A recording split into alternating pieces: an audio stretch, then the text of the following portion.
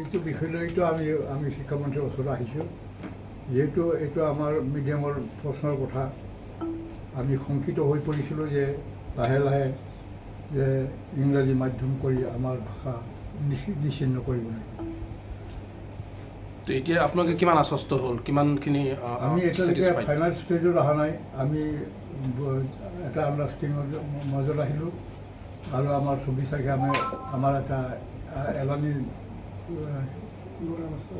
অনুষ্ঠান আছে শিক্ষামন্ত্ৰীৰ লগত।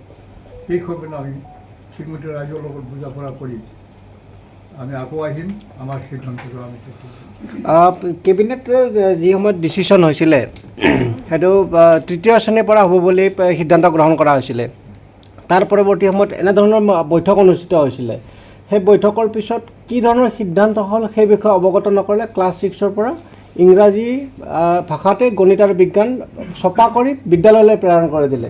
এতিয়া 24 তাৰিখে পুনৰ বৈঠক হ'ব, তাৰপিছত আকৌ হ'ব। অলৰেডি 1 এপ্ৰিলৰ পৰা শিক্ষাবৰ্ষ আৰম্ভ হৈছে।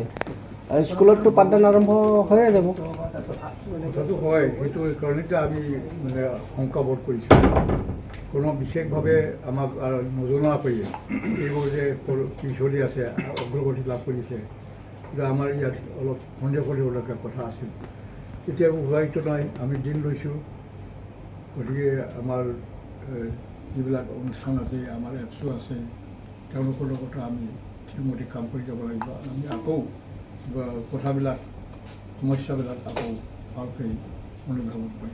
শিক্ষামন্ত্ৰী আজি যিখিনি আশ্বাস দিলে সেই আশ্বাসত আপোনালোকে পতিয়ন যাব পাৰিছেনে? কিছুমান কথাত আমি পতিয়ন গৈছোঁ আৰু কিছুমান কথাত অলপ অৱকাশ থাকিল।